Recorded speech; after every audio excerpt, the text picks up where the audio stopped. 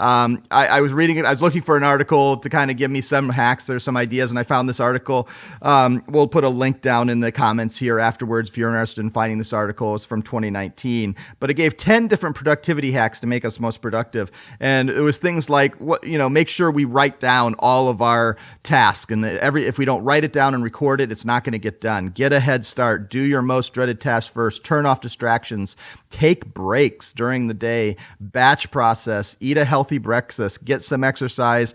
Delegate. Say no to things that you shouldn't be doing. So those are 10 things. And what I was going to ask the guys here is, what is one of these 10 that you do really, really well? And what is one that you do that you need to work on? Brian, let's let you go first. I need to see the list again, Nate. All right, let me bring it up for you. So bring it up there. There you go. So you can see it there. I think the thing so if I'm going to pick the thing I do the best, I think number 8, get some exercise, is probably the thing I do the best. I talk to my wife about it all the time. I'm just a machine, right? I'm just good at it. I've just gotten to a point where I get, 30 to 35 minutes every single day. It's not 45 minutes on an hour. It's not 2 hours. So I've disciplined myself to get down and go hard for half an hour, 35, 40 minutes, and I'm done.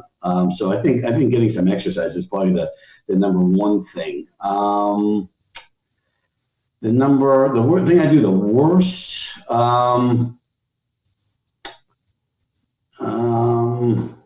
what would it be? You know what? I think probably number 9, delegate. I'm just a guy again that and again, as I'm getting older, I'm learning to do this more, but I'm still not good at it because I just rather do it myself and get it done. And so I think delegate, especially like around the house and taking out the garbage and mowing the lawn and cleaning the pool and stuff. I really ought to be delegating that to the kids, but instead of asking them to do it, I just go ahead and do it myself. So I think I just need to get better at that. All right, Danny Shard, what say you about your top things that what's your best one and what's the one you need to work on? My best one's write it down. I've always got a notepad, scribbles all over it, just ideas, conversations that I have with people, preparing for the next day. I think that really helps me just as I continue forward. But write it down is a big thing for me, just something that I've always done. The one that I'm the worst at, it's probably a split, but more leaning towards number 5, take breaks. I don't, and in fact, I'm Jason Lee, Jenny, the people here in this office, they're just always telling me, go take a walk or something, because I'll be sitting at my desk, but usually I'm like pacing in my office when I talk to people, but I don't turn it off. And then I'll go home, hang with the family, eat dinner. We're kind of relaxing a little bit, and I'm back on my phone working, and my wife thinks I'm crazy. So take breaks, I think, is probably what I'm worst at. I'm also really bad at delegating too, like Brian is. It's just, it's in front of me. I'm going to handle it. I'm going to do it. I think take breaks is going to be over that one.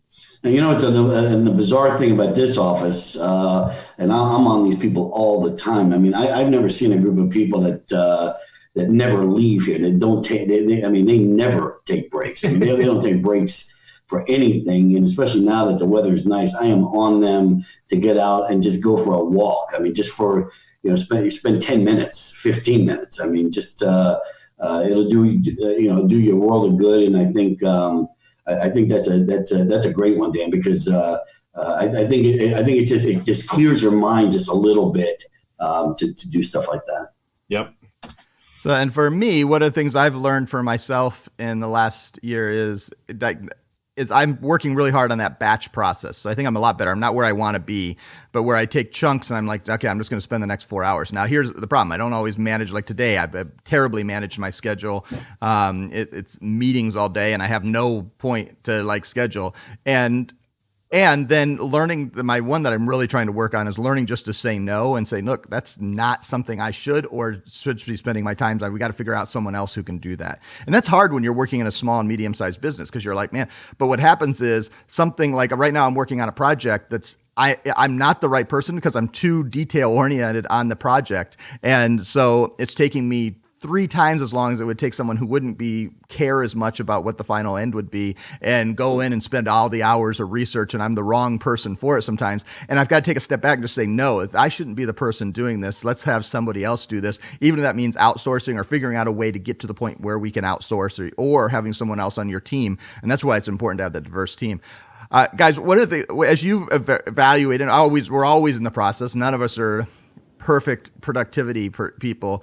Who are some people that you look at in your lives and things you go, wow, they do one of these 10 really well, and I wish I could do it that way? Danny Shard. Thank you, Brian. His work ethic is for a guy who's, what are you, like 26? How old are you? Whatever it is, 23. I mean, for his work ethic, it is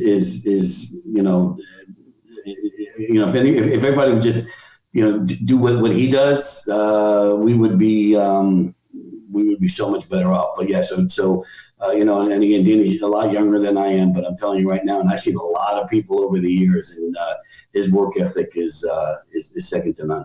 I'm taken aback. I'm shocked, but I appreciate that. That means a lot to me. Mine is Mark Beauchamp. If you don't know Mark, I mean, you want to talk about the king of preparation. He's one that I want to model after. He's been, a mentor of mine for the last almost 20 years in this industry. So always someone that I've looked up to, just about the way he approaches things and business and life. And I still do it today. So Mark is the top of the pyramid when it comes to that. You can't rattle him. I can tell you that. Cannot rattle Beauchamp. Can't rattle him.